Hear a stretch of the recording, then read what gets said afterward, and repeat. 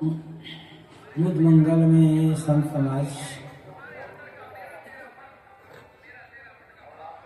धर्मानुरागी सज्जनों,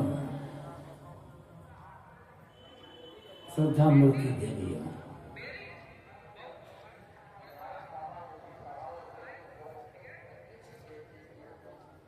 सदगुरु कबीर का एक बड़ा प्रसिद्ध पद है,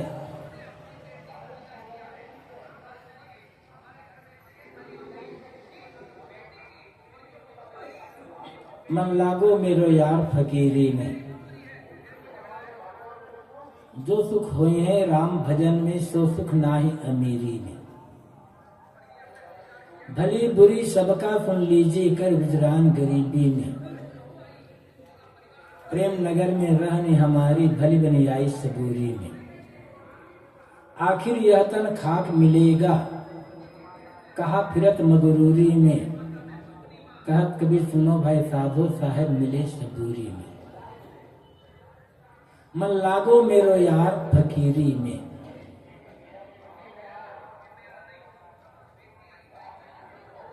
आदमी का सबसे बड़ा मित्र कौन? सदा साथ रहने वाला,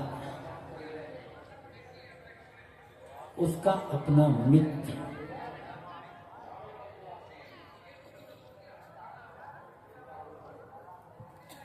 बाहर के जो मित्र होते हैं, संगी साथी होते हैं, स्वजन होते हैं, वो सब छूट जाते हैं। किंतु जब हमारा मन, हम जहां जाते हैं, हमेशा साथ रहता है। आप लोग अपने अपने घर से चलकर यहाँ आए हैं, घर जमीन जायदाद छोड़कर आए हैं, परिवार के लोगों को छोड़ करके आए हैं, गांव को छोड़कर आए, संगी साथियों छोड़कर आए। क्या आप अपने मन को भी कहीं छोड़ सकते हैं?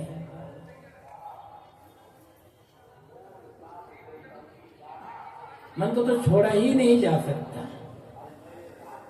न तो मन को छोड़ा जा सकता है और न ही अपना स्वभाव छोड़ा जा सकता है।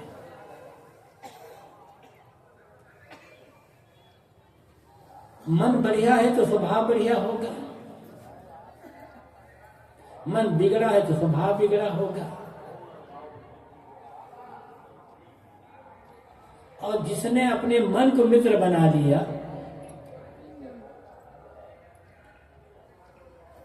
पूरी दुनिया उसका मित्र बन जाती है। क्यों? क्योंकि यदि मन मित्र है, मन का स्वभाव बढ़िया है, मन का चिंतन बढ़िया है, तो जीवन में कभी कोई गलत काम होगा नहीं, गलत व्यवहार होगा नहीं, जबान से गलत बात निकलेगी ही नहीं। जिसका व्यवहार सुंदर होगा, सब बात सुंदर होगी, कर्म सुंदर होंगे, जिसके मन में सेवा का भाव होगा, सरलता होगी, विनम्रता होगी, वो जहां जाएगा उसका मित्र बन जाएगा। बाहर का मित्र थोड़े समय तक साथ देते हैं, लेकिन मन रूपी मित्र हमेशा साथ देता है। इसलिए बाहर कोई मित्र बने या ना बने, मन को मित्र बनाने का काम करें। तो ये सत्संग में यही बताया जाता है कि अपने मन को मित्र कैसे बनाया जाए। और ये मन मित्र बन गया तो जीवन में कोई दुख रह ही नहीं जाएगा, कोई पीड़ा नहीं रहेगी। और मन को मित्र बनाने का रास्ता क्या है? बड़ा सरल काम, बड़ा सरल काम। अच्छा सोचना,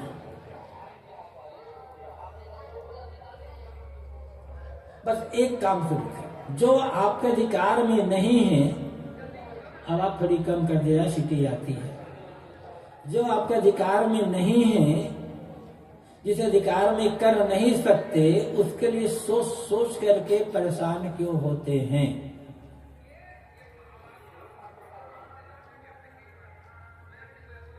वही सोचिए जो आपका अधिकार में है, जो आप कर सकते हैं। तो इसके लिए बदला के अच्छा सोचना शुरू करें, अच्छा सोचें। हम और आप मनुष्य हैं,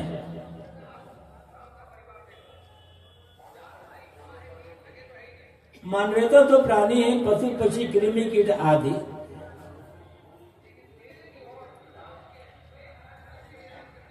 उनके अपेक्षा हमारे पास दो शक्तियां अधिक है, एक वाणी की शक्ति और एक मन की शक्ति, बोलने की शक्ति और सोचने की शक्ति।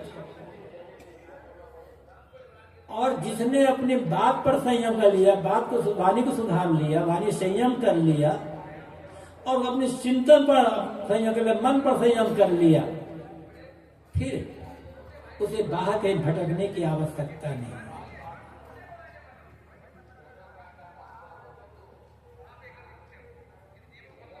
दो काम हमें करना है। भूल होती है और हर किसी से हो सकती है, लेकिन दो काम हमें करना है।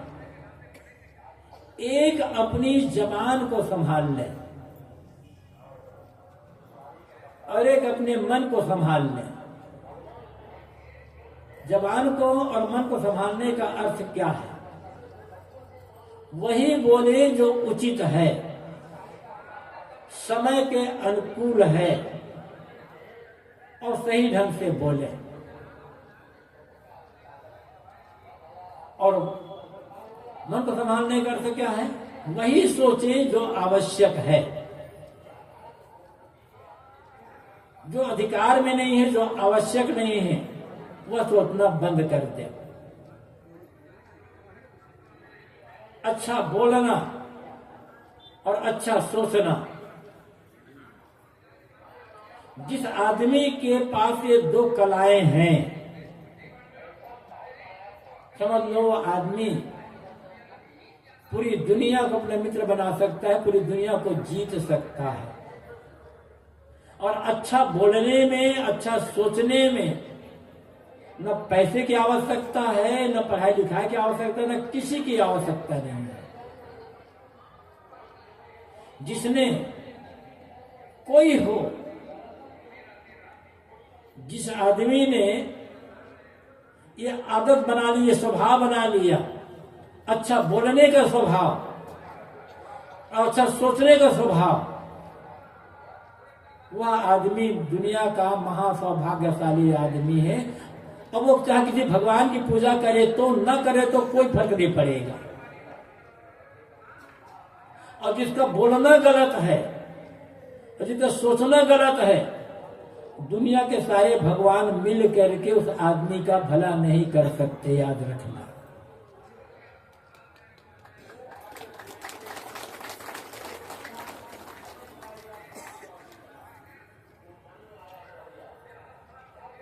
यहां पर मैं साहब की साक्षी, साहब का पद कह रहा था, मन लागो मेरो यार फकीरी में। साधक हर व्यक्ति को अपने मन को संबोधित करता है, ऐ मित्र मन, तुम फकीरी में लगो। फकीरी क्या है?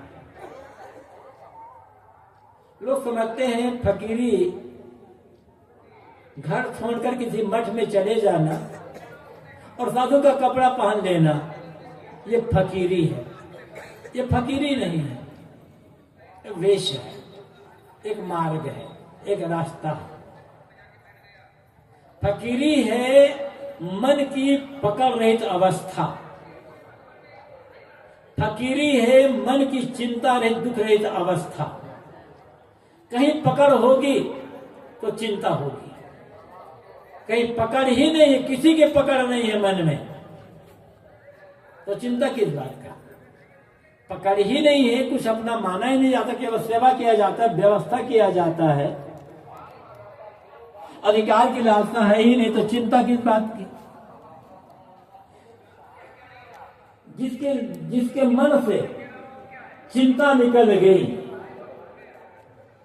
समझ लो उन्होंने फकीरी को जीना आरंभ कर दिया।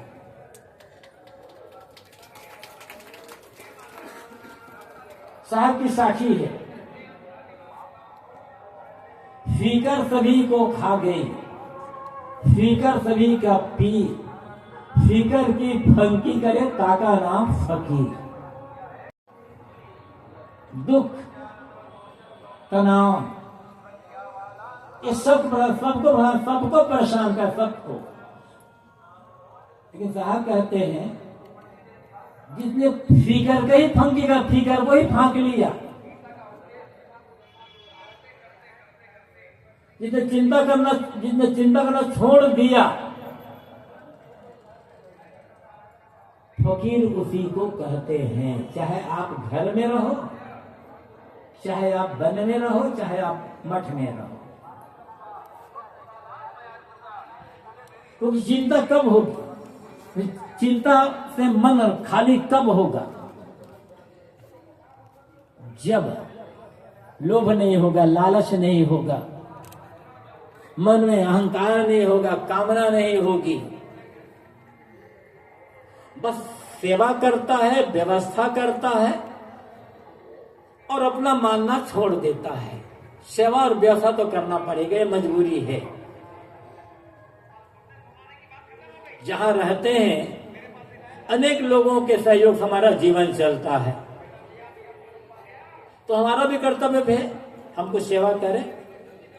आप घर में रहते हो, हम मठ में रहते हैं, तो घर में रहने समय आराम मिलता है, तो हमारा कर्तव्य होता है यदि टूट फूट हो रही है, कुछ हो रहा है, तो हम उसकी व्यवस्था करें। लेकिन व्यवस्था करने के बाद भी, सेवा करने के बाद भी चीजें बिगड़ती हैं, घाटा होता है, शरीर में बीमारी आती है, किसी की मौत होती है, तो उसे हम रोक कैसे सकते हैं? हर बार आदमी को एक बात हमेशा ध्यान रखना चाहिए, यदि आप प्रसन्नता से जीना चाहते, चिंता, फिक्र, तनाव, टेंशन से बचना चाहते हैं, तो दुनिया ऐसी है, यहां सब कुछ हमारे मन का अनुकूल नहीं होगा। सब कर्म होगा, जो हम चाहते हैं वो थोड़ा होता है, नहीं चाहते हैं वो ज्यादा होता है, और यही आदमी के दुख का, चिंता का कारण होता है। काम करो, जो होना होगा। आप जो चीज नहीं चाहते,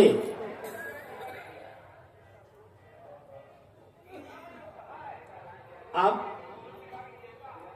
उसको भरसक शक्ति से पूरी ताकत लगाकर रोकने का काम करो। जो आप नहीं चाहते, आप नहीं चाहते कि बीमारी हो, आप नहीं चाहते कि घाटा हो, आप नहीं चाहते परिवार में किसी की मौत हो, तब पूरी ताकत लगा दीजिए उसे रोकने के लिए। और पूरी ताकत लगाने के बाद भी यदि आप रोक नहीं पाते, वो घटना ही है, तो उसे बदलने का काम करें। बदलने के लिए पूरी ताकत लगाकर बदलने का काम करें। लेकिन पूरी ताकत लगाने के बाद भी आप रोक नहीं सकते, बदल नहीं सकते, तो वजह अच्छा है उसे स्वीकार कर लो प्रसन्नता के साथ, क्योंकि अधिकार में नहीं है ना फिर। और स्वीकार करके फिर जिस समय जो काम करना सावधानी पूर्वक होगा वो काम करो, विवेक पूर्वक काम करो, चिंता नहीं होगी, तनाव नहीं होगा, क्योंकि आपको जो करना चाहिए था आप कर लो।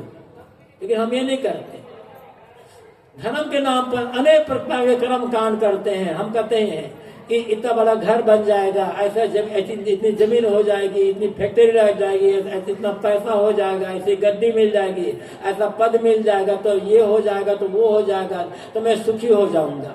सब तो किया, सुखी कितने हुए?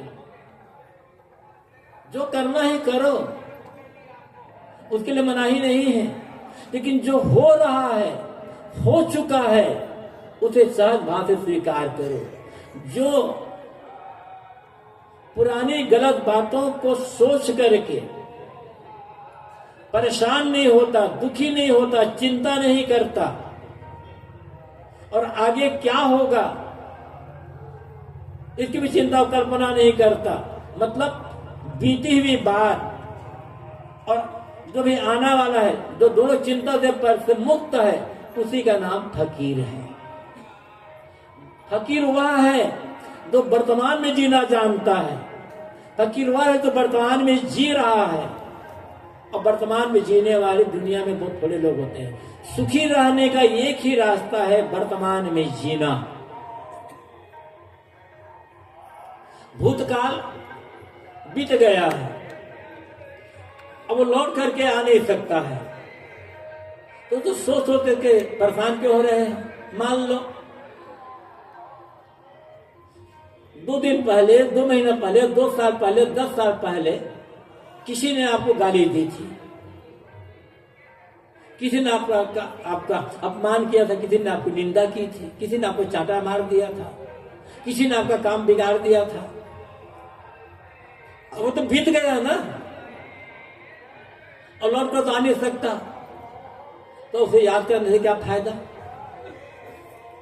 आपको 2 दिन, 2 महीना, 2 साल, 10 साल, 15 साल पहले किसी ने आपका सम्मान किया था, आपकी बड़ी प्रशंसा हुई थी, आपको बड़ा मुनाफा हुआ था, आपको बड़ा पद मिल गया था, आप बड़े अवसर थे, अब वो भी तो नहीं रह गया,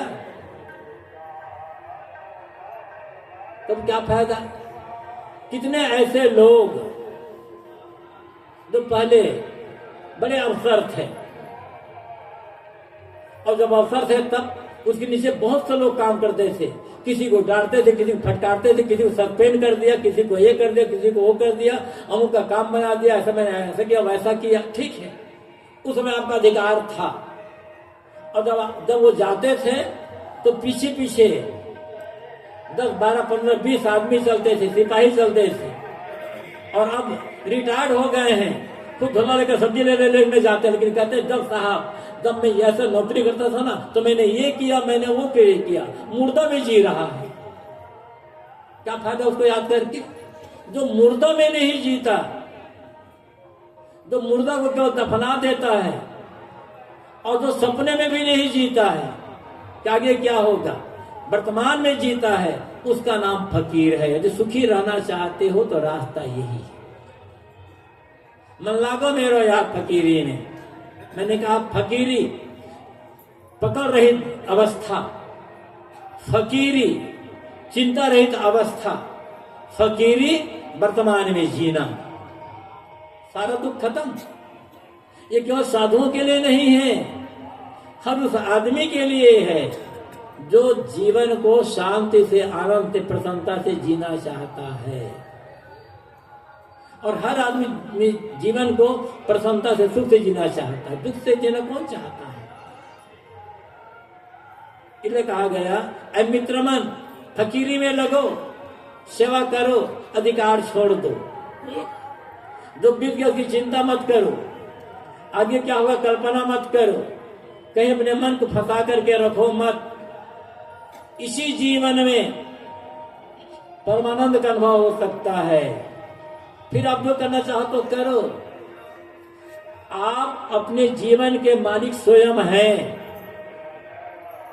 आपके जीवन बदलने वाला कोई बाहर से आएगा नहीं। संत और गुरु,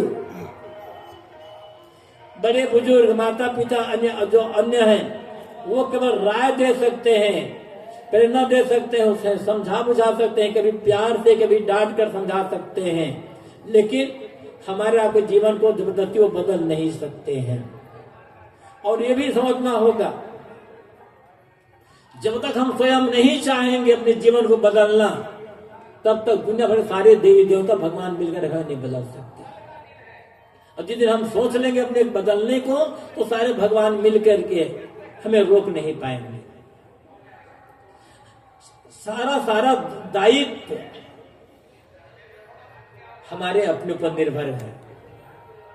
तो बात तो फकीरी की है। मन लागो मेरो यार फकीरी में। हर आदमी को अपने मन को मित्र बनाना है, और उसके लिए मैंने कहा एक रास्ता है, जो सोचो अच्छा सोचो, बेकार बात सोचो ही मत, और सेवा करो अधिकार छोड़ करके, पकड़ छोड़ करके।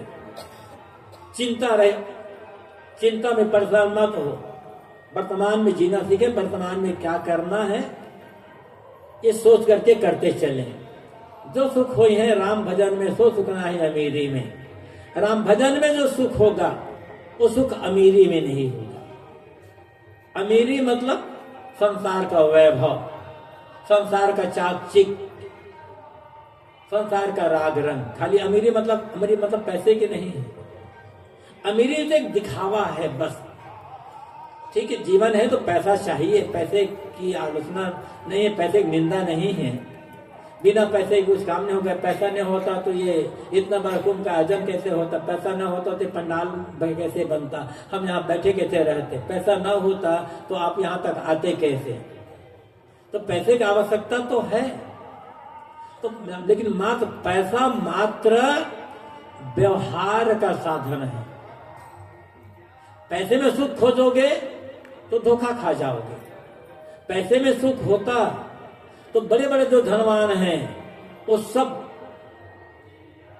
सुखी हो गए होते, उनके जीवन में दुख ना होता। एक बाहर से दिखावा है बस, लेकिन भीतर जाओ तब कुछ नहीं है। भीतर तो भंगार कहा जा सकता है ना। वो तो कहते ना, वर्ग सोने का मढ़ाए गोबर की मिठाई पर। ईशावास्योपनिषद में एक मंत्र आता है, हिरण्यमयं पात्रेण सत्यस्य पिहितं मुखम तत्त्वं पूतनपावृणु सत्यधर्माय दृष्टे। हिरण्यमयं पात्रेण सत्यस्य अपिहितं मुखम। सोने के समान, सोना नहीं, सोने के समान कहा गया है। सोने के समान चमकदार बर्तन से सत्य का मुख ढका हुआ है। तो सोने के समान चमकदार बर्तन क्या है? दुनिया का चाकचिक, दुनिया का दिखावा, दुनिया का बाहर का वैभव। मतलब ये सोने समान दिखता है, सोना है नहीं। देखत सोना लगे सकल जग कांच है। अरे हाँ पलटू, जीवन कहिए झूठ तो मरना साथ। पलटू साहब कहते हैं ये दुनिया देखने में लगता है कि सांस, ये दुनिया लगता है ऐसे सांस है और सोना है, किंतु है ये कांच के समान सारे हैं। तो दुनिया तो है, काम करना है, लेकिन सोचोगे कि बहुत मूल्यवान है, अंत समय में काम नहीं आएगा। तो बात यहाँ यह है, जो सुख हुई है राम भजन में, सो सुख नहीं अमीरी में। अमीरी दिखावा, फैशन, दुनिया का वैभव, सुख उसमें नहीं। सुख किसमें है? राम भजन में। राम भजन क्या है? कई बार चर्चा हो चुकी इसी मन से। राम भजन है आत्मशोधन और आत्मचिंतन। निरंतर अपने आप को शोधते जाना। तन मन वचन के जो दोष हैं, उनके बुरे स्वभाव हैं, उनकी जो बुरी आदतें हैं, इनको शोध करके निकालते जाना। अपने आप को गढ़ते छूते संवारते चले जाना। और फिर अकेले बैठ करके आत्मचिंतन करना। सोचे कि मेरा क्या है और मेरा क्या नहीं है। हम कहने को कहते हैं, व्यवहार के लिए कहना पड़ता है, मानना पड़ता है, ये मेरा है, ये मेरा है, ये मेरा है। ये व्यवहार है। अब बिना माने व्यवहार चलेगा नहीं, बिना माने व्यवस्था होगी नहीं। लेकिन हमारा क्या है? जिस घर में आप रहते हैं, अनेक लोग आए और चले गए। आपका गांव, अनेक लोग आए और चले गए वहां से। आप किनका था? बिहार के लिए है। एक बहुत वृद्ध महात्मा, 80-90 साल से अधिक उम्र के महात्मा, एक युवक भक्त के यहां गए। उस भक्त ने महात्मा का स्वागत सत्कार किया, भोजन का आदि प्रबंध किया, निवास किए। महात्मा जी भोजन करके आराम किए। आराम करके थे। शाम के समय महात्मा जी बाहर निकले तो युवक मिल गया। घर के बाहर आए तो मिल गया। तो उस युवक ने कहा, महाराज जी, वो देख रहे हैं दूर लंबा जो पेड़ दिखाई पड़ रहा है, वहां तक की सारी जमीन मेरी है। ये बड़े बड़े कई मकान जो दिखाई पड़ रहे हैं, कई की बिल्डिंगे, कई की तलक बिल्डिंग दिखाई पड़ रही है, सब बिल्डिंगे, ये सारे मकान मेरे हैं। बताता रहा, ये मेरा, ये मेरा है। महात्मा जी सुनते रहे। जब युवक बताना बंद कर दिया तो उनकी बात सुनकर महात्मा जी हंसने लगे।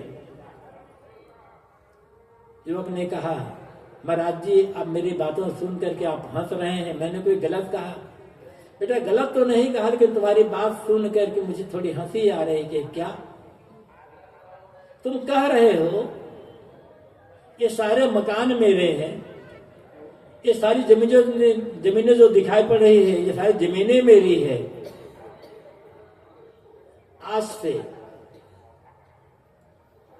30 साल पहले मैं आया था तुम्हारे घर में, तब तुम्हारा जन्म नहीं हुआ था। उस समय तुम्हारे पिता थे।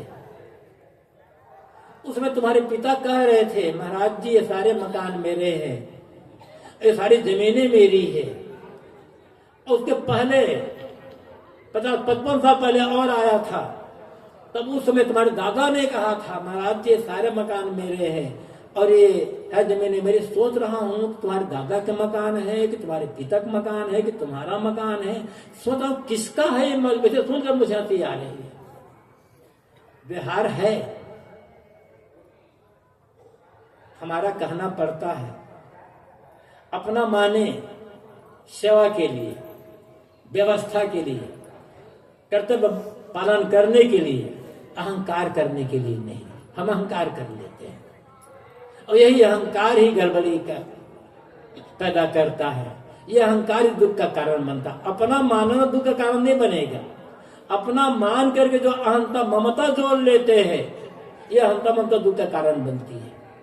तो बात नहीं कह रहा था, जो सुख हुई है राम भजन में, सो सुख ना ही अमीरी में। राम भजन में जो सुख होगा, निरंतर के आत्मशोधन में, आत्मचिंतन में, मन के अंतर मुक्ता में जो सुख होगा, वो सुख बाहर के वैभव में नहीं होगा। पद प्रतिष्ठा धन दौलत में नहीं होगा। और अमीरी में सुख होता तो बड़े अनेक राजा महाराजा राजपाट छोड़ छोड़ करके जंगल क्यों चले गए तपस्या करने के लिए? अंत में हमारा क्या होगा सोचें। राम ही हमारा है, अब वो कभी छूट नहीं सकता हमसे। सब कुछ छूटेगा लेकिन राम नहीं छूटेगा। कहे कबीर, राम ने छाड़ो गरे पर चढ़े ऊंचा, यह संसार सकल है मैला, राम गहे ते सोचा। कहे कबीर, राम ने छाड़ो गिरत पड़ा चढ़े ऊंचा। कहते सारा संसार मैला है। संसार किसी बात को लेकर सोचे पर तुरंत चिंता मन में खड़ी होगी और भय खड़ा हो जाएगा। ये छूट न जाए, बिगड़ न जाए, लोग छीन न ले। लेकिन जब अधिकार नहीं होगा, अधिकार की भावना नहीं होगी, अहंकार नहीं होगा, तो चिंता नहीं होगी, भय नहीं होगा। जिसके सोचने से, जिसकी याद करने से मन मैला हो जाए, मलिन हो जाए, वो सुख का, शांति का, कल्याण का कारण कैसे बन सकता है, ये सोचिए। कल्याण का, सुख शांति का, मुक्ति का कारण वह बनेगा जिसके सोचने से, जिसकी याद करने से मन निर्मल होता हो, मन में निर्भयता आती हो और मन चिंता से, दुख से रहित हो जाता हो। अब ऐसा कौन कौन से सोच लिए? दो बातें हैं। जिसके सोचने से मन मलिन होती है, मन मलिन होता है, याद करने से मन मलिन होता है, चिंता और भय शुरू हो जाते हैं, वो आपका है। या जिसके सोचने और याद करने से मन निर्मल होता है, निर्भय होता है, निश्चिंत होता है, वो आपका है। तो अमीरी में प्रेम करोगे तो मन मलिन होगा, चिंतित होगा, भयभीत होगा। राम भजन में मन लगाएंगे, राम भजन की याद करेंगे तो मन निर्मल होगा, निश्चिंत होगा और निर्भय होगा। इसलिए साहब कहते हैं जो सुख हुई है राम भजन में, सो सुख ना ही अमीरी में। भली बुरी सबका सुन लीजिए, कर गुजरान गरीबी में। साहब कहते हैं दुनिया है, कोई तुम्हें भला कहेगा, कोई तुम्हें बुरा कहेगा, सबका सुनो और गरीबी में गुजर करो। किसी ने भला कहा, अहंकार मत करो, अर्थित मत हो जाओ। किसी ने बुरा कहा, गुस्सा मत करो, क्रोध मत करो, दुखी मत हो जाओ। दुनिया है, जिसके पास जो है वो होगा, जिसके पास जो होता है वो वही तो देगा। किसी के पास भला है, भली बात है, तो भली बात कह रहा है, आपको आवश्यकता से ले लो, नहीं आवश्यकता छोड़ दो। किसी के पास बुरी बात है, किसी के मन में बुरी बात ही भरी हुई है, तो बुरी बात दे रहा है, आपको लेना है तो लो, ना लेना है तो मत लो, कोई जबरदस्ती तो नहीं है।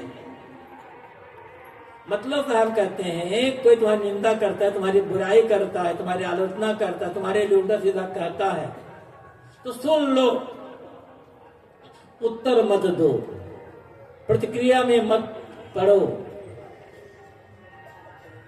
यदि हम गलत नहीं हैं, फिर भी लोग हमें गलत कहते हैं, तो दुखी होने की आवश्यकता नहीं, उत्तर देने की आवश्यकता नहीं है। दुनिया का समझा नहीं सकते। अब जहां कानून की बात आ जाती है, मुकदमा की बात आ जाती है, वहां तो सफाई देना पड़ेगा। लेकिन ये बात जीवन साधना के लिए है, अपनी शांति के लिए है। कुछ कानून की बात आती है, मुकदमा की बात आती है, वो बिल्कुल अलग क्षेत्र है और साधना का शांति क्षेत्र बिल्कुल अलग अलग है। तो साहब कहते हैं यदि कोई तुम्हारे पर गलत आरोप लगा रहा है, जो काम आपने नहीं किया है, कहा जा रहा है कि आपने वो काम किया है, या आपकी निंदा बुराई कर रहा है, बढ़िया उत्तर है मौन हो जाना। कल गुरुभूषण साहब बता रहे थे, बाहर लिखा भी है, झूठे आरोपों का सर्वोत्तम उत्तर है मौन। किस किस का समाधान कर सकते हैं ये समझ लें। जो आपको अच्छा मानते हैं उन्हें सफाई देने की आवश्यकता नहीं है, वो आपको अच्छा मानते ही रहेंगे। और जो आपको गलत मानते हैं वहां भी सफाई देने की आवश्यकता नहीं, क्योंकि आप कितनी भी सफाई दें आपको गलत ही मानेंगे। दोनों स्थिति है। जो अच्छा मानते हैं वहां सफाई देने की आवश्यकता ही नहीं है, क्योंकि आप वो तो आपको अच्छा मान ही रहे हैं, आगे भी अच्छा ही मानेंगे। और जो आपको गलत ही मानने के लिए तैयार किए बैठे हुए हैं, कितनी भी सफाई दें वो आपको कभी अच्छा नहीं मान सकते, गलत ही मानेंगे। वहां सफाई देने की आवश्यकता नहीं है। कहाँ का जिस शक्ति को, जिस समय को सफाई देने में लगा रहे हैं, उस समय उस शक्ति को हम अपने कल्याण में लगा लें, सेवा में लगा लें, भक्ति साधना में लगा लें। व्यर्थ समय नष्ट करने की आवश्यकता क्या है। साहब कहते हैं भला बुरा सबका सुन लीजिए। भला बुरा वैसे भला बुरा मतलब होता है बुरा ही बुरा, कहने का शब्द है भला बुरा ना। लेकिन कहा जाए अरे साहब वो आपको भला बुरा कह रहा था, तो भला कर रहा तो अच्छा ही तो कह रहा था ना, इसमें दुखी होने की क्या बात है। लेकिन भला बुरा कर होता है बुरा ही बुरा।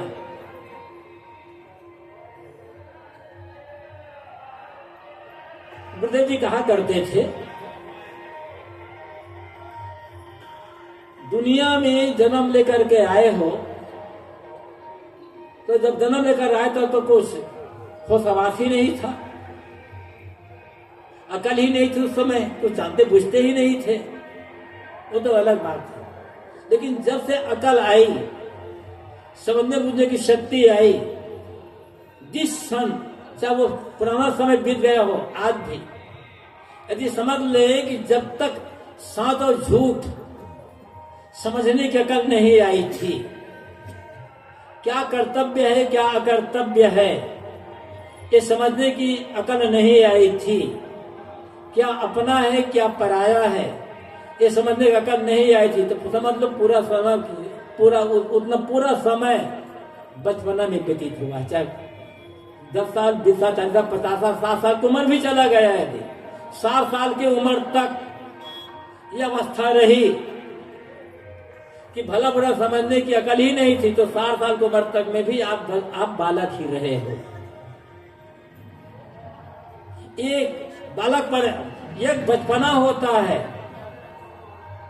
शरीर की अवस्था का, और एक बचपना होता है बुद्धि की अवस्था का। एक प्रौढ़ता होती है शरीर की अवस्था की, और एक प्रौढ़ता होती है बुद्धि की प्रौढ़ता की। जो शरीर से प्रौढ़ हो चुका है जरूरी नहीं है वो बुद्धि से भी प्रौढ़ हुआ हो, उसका मन भी प्रौढ़ ही बना हुआ हो। और जो बालक है जिसकी जो थोड़ी उम्र का है कोई जरूरी नहीं है कि वो जैसे शरीर से बालक है तो वो मन से भी बालक ही होगा। ये बचपना और प्रौढ़ता का संबंध, जो मन का बचपना और मन की प्रौढ़ता का संबंध शरीर की बचपना और प्रौढ़ता से मतलब नहीं रहता, इस समझ से मतलब होता है। तो जब तक मन का बचपना था, साथ झूठ अपना पराया कर्तव्य कर्त की समझ नहीं थी, तब तक मतलब बचपना ही था। और जिस समय ये अकल आई, मन का बचपना खत्म हुआ, तो गुरुदेव जी कहते समझ लो उस समय दुनिया में तुम केवल चाटे खाने के लिए आए हो। यहाँ दुनिया में चाटे के अलावा कुछ मिलेगा नहीं। तो चाटा केवल गाल पर ही नहीं लगेगा, लगता है गाल पे चाटा कभी लगता है, अधिक चाटा तो मन पर लगता है। और गाल की चाटा आदमी परेशान नहीं है, परेशान है आदमी मन के चाटा से। उन्होंने हमारे बिगाड़ दिया, उन्होंने ये कर दिया, उन्होंने बराबर सोच करके। और ये भी समझ लो, यदि हम बराबर गलत सोचते हैं, नकारात्मक सोचते हैं, भावनात्मक बातें सोचते हैं, तो अपने गाल पर खुद चाटा लगा रहे हैं। हम खुद अपने को दंडित कर रहे हैं, पीड़ित कर रहे हैं। या तो सदगुरु कबीर कहते हैं, भला बुरा सबका सुन लीजिए कर गुजरान गरीबी में। कोई तुम्हारे बारे में भला बुरा कहता है, तुम्हारी निंदा बुरा यातना करता है, सुन लो, प्रतिक्रिया में मत पड़ो, उत्तर देने की कोशिश मत करो, और भीतर से शुद्ध भी मत हो, और गरीबी में गुजरान करो। तो गरीबी में गुजर करने का अर्थ ये नहीं है कि फटे पुराने कपड़े पहने, गंदे कपड़े पहने, रूखा सूखा बासी भोजन खाने लग जाए, या फूल की झोपड़ी में रहने लग जाए। गरीबी में गुजान करने का अर्थ है, दो अर्थ होता है। एक अर्थ, जब जो मिल जाए उसमें संतोष रखना। कम मिले तो पर्याप्त है, ज्यादा मिले तो पर्याप्त है। हर परिस्थिति में संतोष। और दूसरा, मन का बचपना क्या है नहीं, और दूसरा ये गरीबी गुजार करना क्या है, अपने लिए सब कुछ होते हुए भी अपने लिए, व्यक्तिगत के लिए कम से कम खर्च रखना, कम वस्तुओं में गुजर करना, दिखावा में नहीं। गरीबी गुजार करने का मतलब है दिखावा में, प्रदर्शन न करना, फैशनबाजी न करना। ये फैशनबाजी भीतर का नकलीपना है, इसलिए फैशनबाजी को छोड़े। गरीबी गुजार करने का अर्थ होता है सादा जीवन, उच्च विचार वाली बात कर सकते हो। तो साहब ये एक पंक्ति हमारे लिए, भला बुरा सबका सुन लीजिए कर विचार गरीबी में, सबका भला बुरा सुनो, प्रतिक्रिया में मत पड़ो, और दिखावा छोड़ करके सादा जीवन रखो, सहज थोड़े में गुजर करना सीखो। जब जो मिल जाए उसमें संतोष रख लो, तो जीवन में फकीरी आ जाएगी। फकीरी क्या है? भला बुरा सुन करके शांत रहना, और फैशनबाजी में न पड़ करके सादा जीवन व्यतीत करना, जो मिले उसमें संतोष रखना, यह फकीरी है। और इसी फकीरी में आनंद है, इसी फकीरी में ही दुखों से मुक्ति मिलेगी। शरीर से फकीर भले ना बने, किंतु मन से फकीर बनने की आवश्यकता है। जो व्यक्ति मन से फकीर बन गया, वो चिंता दुख पीड़ा सबसे छुटकारा पा गया और जीते जी वो कल्याण अनुभव कर सकता है। इसलिए मन से हर व्यक्ति को फकीर बनने की आवश्यकता है। जो साहब ने कहा, मन लागो मेरो यार फकीरी में। सदगुरु कबीर के पद, उसकी 3 पंक्तियों पर थोड़ी चर्चा किया मैंने। आप लोगों ने बड़ी शांति के साथ मेरी बातों को सुना। बहुत बहुत धन्यवाद, आभार। अपनी वाणी को यहीं पर विराम। बोलिए सदगुरु कबीर साहेब की। सदगुरु